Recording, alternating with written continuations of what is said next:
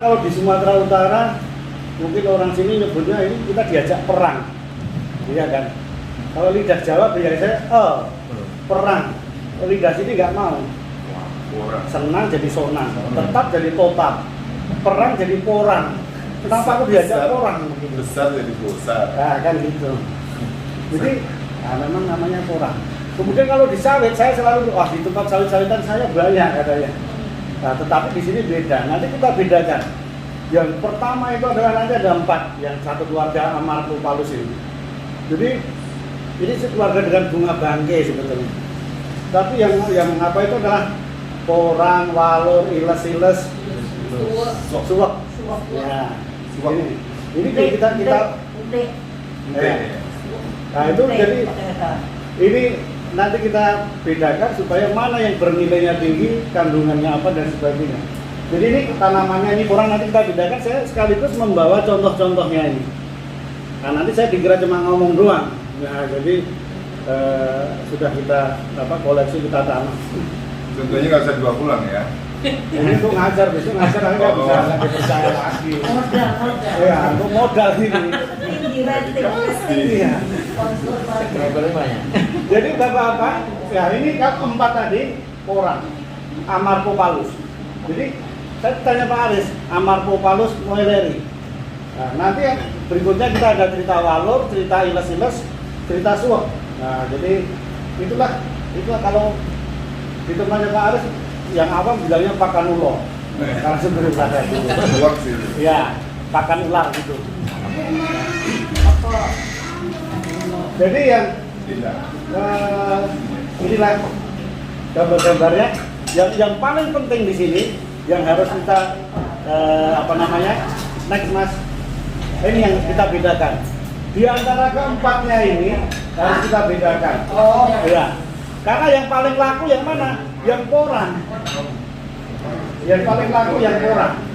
Kemudian kalau masalah dimakan langsung, yang diolah bisa itu adalah suwek. Nah, yang bisa langsung. Oleh karena itu harus bisa kita bedakan. Nanti jangan sampai salah pula kita. Nah, gitu.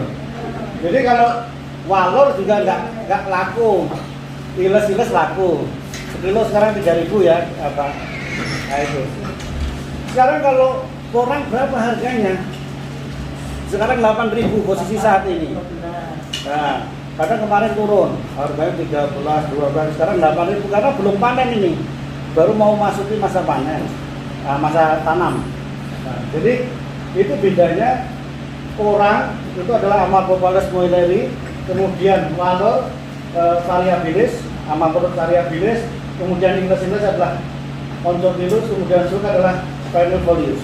Jadi Bapak Ibu kalau cari di Google bedanya iles dengan porang mungkin sulit ketemu. Kadang iles ya porang ya, tapi itu bisa beda. Paling mudah dibedakan adalah iles adalah porang putih. Kalau porang yang kuning ya porang kan gitu. Ini yang paling gampang. Kemudian dari ketiganya, karena kelebihannya porang itu perbanyakannya mudah karena menggunakan bulbil tadi kata. Yang lain tidak ada. Nah, itu cara membedakannya. Kemudian dari morfologinya, dari umbinya.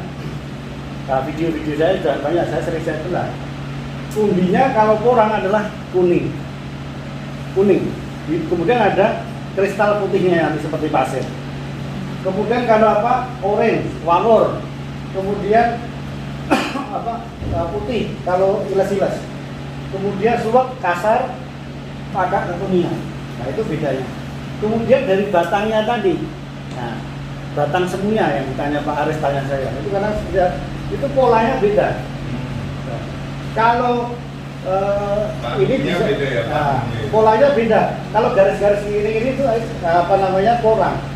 Kemudian nanti halus tidaknya. Kalau suwek itu kasar, kalau diraba kasar. Nah, gitu. Kemudian warna apanya juga beda itu. Warna dari apanya? Nanti kalau lama-lama ya kita sudah tahu di lapangan ini apa. Supaya tahu mana yang mahal dan tidak itu kita tahu. Kemudian yang terpenting adalah kandungan glukomanannya. Kalau porang itu bisa 50-70% glukomanan. Itulah yang mahal. sekarang tepung glukomananya 200.000 per kilo. Chip dari porang sekitar 50 kalau dikeringkan dengan oven. Kalau dengan sinar matahari 38.000. Nah, lumayan. Jadi itulah bedanya. Tetapi juga kandungan asam oksalatnya ya juga seiring. Artinya yang mahal itu ya gatal juga, paling gatal. Kalau suap nggak paling gatal, tapi direbus pakai garam biasanya hilang, itu mudah dimakan. Nah, ceritanya dulu zaman Jepang, zaman apa, orang sudah suruh makan itu. Jadi ini kalau mau dimakan-makan ya suap. Kalau mau untuk bisnis cuan tadi buana yang kurang, kira-kira begitu. Bedakan ya buana. Nah, tapi ya kilas-kilas pun lumayan juga. 3.000 ya Pak? Ini 3.000 sekilo. Kalinya Pak ya? Yang penting kali-kalinya. Kan Kalau gitu. saya lanjut Pak. Iya. Nanti Pak mendatangkan Pak. Iya. Mendatangkan cuan tadi. Iya betul. Next.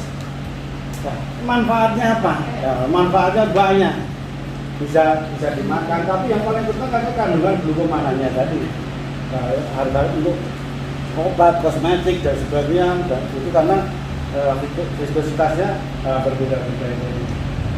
Ya, pokoknya banyak lah itu lah, nggak usah dihafal-hafal itu. Pokoknya gunaannya banyak. Ini yang bikin mahal gitu. Itu yang bikin mahal. Nah, jadi nanti jangan pula mahasiswa suruh ngapalkan ini, nggak usah. Nah, gitu. Yang penting percaya aja lah, ini udah saya udah berhari-hari mana saya tulis yang belum masuk kan gitu. Pokoknya paten lah ini. Next. Nah, ini siklusnya, next saja ini ada terus. Nah, yang penting kita harus, kalau orang biologi mempelajari siklusnya. Ya, gambar ini dari Pak Profesor Edi Saputo, awal saya di IPB itu mengatakan orang bila cerita siklus setiap 6 bulan porang dan yang lain-lain ini akan ripes atau dormansi. Nah, gitu. Ditanam terus 6 bulan. Tahun pertama, dorman pertama, tahun kedua itu nanti umur 3 sampai 4 tahun itu fasenya vegetatif. Nah, jadi nanti udah berikutnya ke sana generatifnya, keluar bunganya, nanti sporanya, kemudian setiap 2 tahun keluar.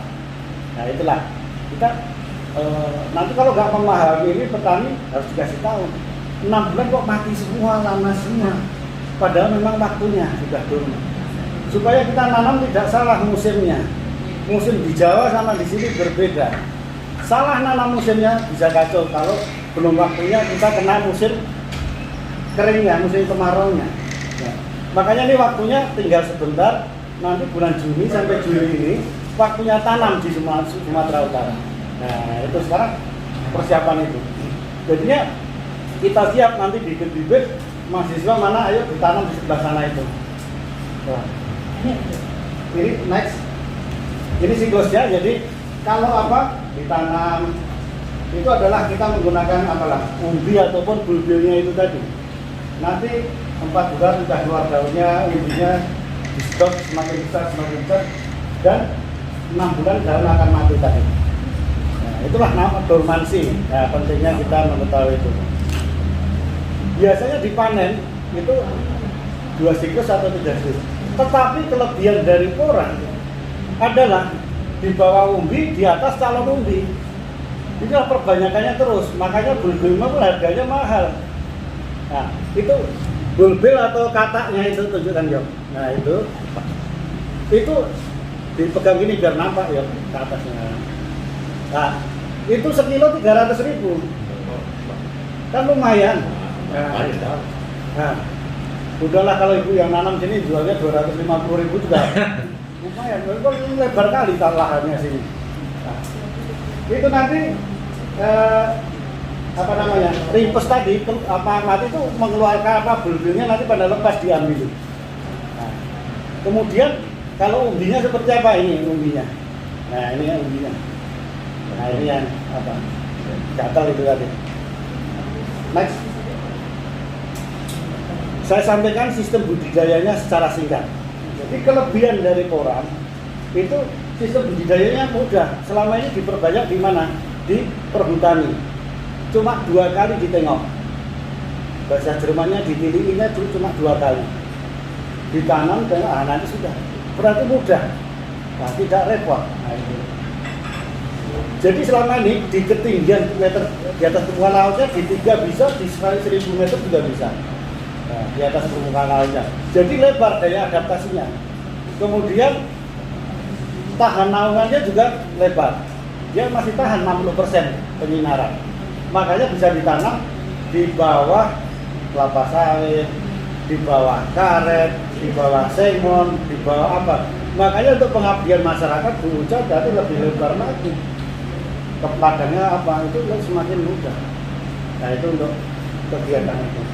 Kemudian yang penting adalah pH-nya. pH-nya 6 sampai 7. Makanya cek dulu, jangan nanti di daerah Rio, di daerah apa yang gambut, yang masam, jangan dulu. Nah, itu dilihat-lihat. Itu Pak, kira-kira nanti jangan yang tergenang dan sebagainya. Tanahnya subur, bahan organik penting. Makanya dibikin guludan yang subur. Nah itu, ini secara garis besar budidaya kurang mudah prinsipnya. Nah, nanti dengan cerita-cerita ini, oh nanti penelitian apa ya? Nah, itu semua masih umum-umum data itu. Nah, tanahnya jenisnya apa belum ada yang mengkaji. Yang suku sabur dan ambil nanti oh ternyata jenis tanah ini. Curahnya hujan ini apa pencahayaannya, nah itu kan juga belum ada. Next, nah prospeknya ini, prospek bisnisnya ini selalu yang ditanyakan ke saya, manfaatnya apa, prospeknya ke depan bagaimana? Kalau menurut saya ini penting, ya.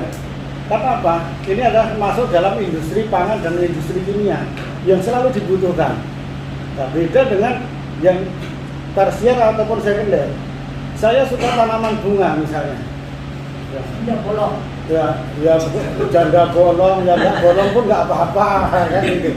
Jadi itu sesaat.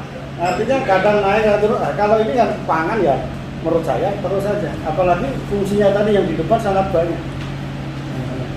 Kemudian aspek budidayanya mudah. Nah, dengan mudah masyarakat itu tidak sulit. Yang penting dikasih akses untuk bisa menjual. Ya, ada pabriknya juga gampang kan gitu. Kemudian dari perbanyakannya mudah ya. Jadi orang ini dengan menggunakan umbi bisa, umbinya dicacah bisa, bulbulnya dicacah bisa. Ini di stek juga bisa. Kultur jaringan apa lagi? Nah ini semua sudah dicoba bisa. Ya, hanya nanti variasinya. Kemudian aspek pasca panennya. Ya tidak seperti yang lain-lain, ini lumayan bisa diolah, kemudian bikin chip, bikin tepung, bisa diawetkan nantinya. Nah, tidak seperti kita jualan sawi, 3 hari nggak laku, bosok semua dibuang, dijual, juga susah. Ini bisa diawetkan, kira-kira begitu. Jadi istilahnya kalau menurut saya ini bukan promosi ya, nampaknya cerah, nah, gitu, cerah. Saya satunya Mas. Mungkin boleh ada yang di sini sebelum biar bisa di. Enggak, satu lagi ada, satu lagi. Sabar Mas, sabar aja. Buat teknisnya realnya gitu, pengolahan tanah, yang video itu nggak punya. Oh, itu karena itu tugasnya mahasiswa ya, kalau suruh nulis. Ya. Silakan subscribe ke Bapak Bukti. Subscribe ke channel itu Bapak. Agus Susanto ada semua. Agus Susanto ya Pak. Subscribe ya. Subscribe. Ya lumayan jamaah saya hampir 40.000. Ya sekarang kalau sama Nikmir itu gimana toh? ya memang saya dulu berkarirnya sama Ria Rinci sampai itu memang nggak ada. Tapi karena nggak artis ya gimana lagi. Tapi kita bergerak di bidang edukasi ya itu kan beda. Kalau si apa Mbak Iwong, Raffi Ahmad itu dia mau tidur aja yang nonton 2 juta. Kalau kamu bekerja keras ngomongnya. Jadi kalau ini cerita Pak Aris tadi, PSR. Jadi kalau ke depan kita ngajukan BPDPKS, dana itu grant research, tentunya kan dari situ juga terbuka lebar. Bisa. Ya nanti kita apa bikin. Nah, kebetulan tahun ini saya kemarin barusan presentasi lolos satu lumayan. Jadi rencana mau saya bikin lagi supaya lebih detail lagi. Nah, supaya dibiayai oleh BPDPKS. Jadi PSR 300.000 itu saya masuk karena tahun pertama, tahun kedua itu namanya akumulatif terus. Tahun pertama, tahun kedua, meskipun kanopinya kan berkurang, makanya saya tulis 300.000. Total tutupan lahan 16,38 juta hektar. Taruhlah yang S1 atau S2 itu totalnya 30%. Itu sekitar 5 juta hektar. Itu udah lumayan. Pokoknya udah lebar kali lah. Ini peluangnya sangat tinggi. Ini yang saya sampaikan. Next. Ini saya cerita pemanfaatan tanaman sela atau intercropping. Selama ini dengan singkong, jagung dan sebagainya, kedelai.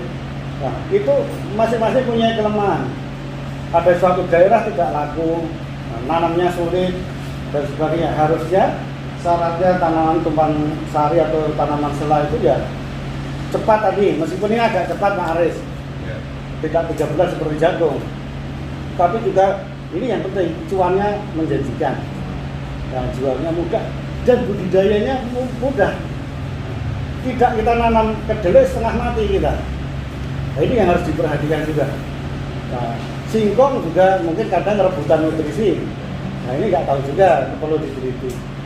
Next, nah ini yang sudah coba di kelapa sawit, cocok. Jadi sayang Bapak Ibu punya kebun sawit, di sini nganggur, di bawahnya tidak dimanfaatkan. Itu TM ya Pak? TM. Ya itu di sebelah TBM itu kan TM kelapa itu, saya lihat. Nah, itu kan kita tanami. Besok udah kita siapkan traktor aja lah langsung. Pak harus nggak saya kayak gitu. Kita siapkan, nah gitu. Kamu ikut nanam ya Pak? Iya. Silakan, ini bagi yang tertarik dunia pertanian. Perjuangannya darah. 5 alasan menanam porang. Berdarah-darah gitu Pak Agus. Apa? Berdarah-darah gitu. Perjuangan ya Pak ya? Di tanah perjuangan boleh lah. Tanah perjuangan PDP 2 banyak itu. Semangat. Ya. Semangat. Alasannya tadi, jadi kita rangkumkan. Nilai ekonominya tinggi, berupa mana? Mudah minim perawatan, daya adaptasi tinggi. Nah tadi ini perbanyakan yang mudah pengolahan, tadi sudah saya sebutkan. Inilah 5 alasan menanam porang. Next. Nah, ini buktinya ini meskipun ini yang sana suruk, yang sini walur, kenyataannya di alam udah tumbuh, udah bagus. Ini memang indigenisnya beda-beda. Kalau tempatnya Pak Aris, di sana porang pula yang mahal pula. Di daerah Jawa Timur, Madiun. Kalau saya sudah peta keseluruhan lahan daerah Madiun, Pacitan, Ponorogo itu saya punya. Jadi kelas lahan ini kurang ada. Sumatera Utara belum ada. Nah, kita yang mendahului. Next. Nah, ini makanya saya ngebun itu penelitian. Nah, di kelapa sawit ya, untuk tumpang sari. Next. Oh ini saya sudah mewawancarai petani-petani di kelapa sawit dari Bengkulu, saya wawancarai. Ya. Ini channel saya tadi. Nah, Siapa? ini kan saya ini. Nah, itu. 27.000 ya? Itu masih. Next. Nah, ini tadi, ini hasil penelitian sementara. Ini yang di Bengkulu. Wah, ketemu ini. Ada beberapa hal yang bisa di. Namanya. Hamanya ada ini. Ada Tereta Orderlandi ini.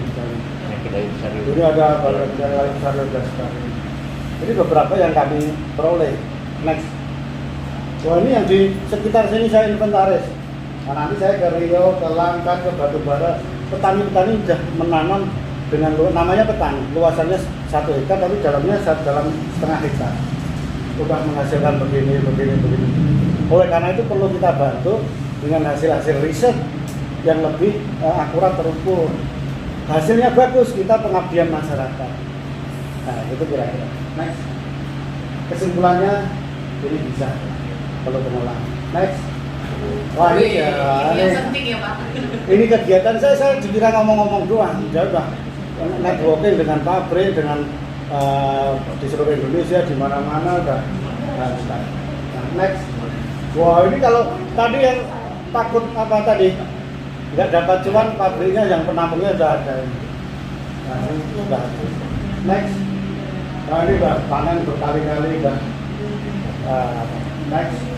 Nah itulah, terima kasih dari kami, mudah-mudahan memberikan informasi dan inspirasi untuk kita bisa berpacu lebih cepat lagi untuk penelitian dan pengabdian masyarakat dan kalau perlu tambahan mencari cuan.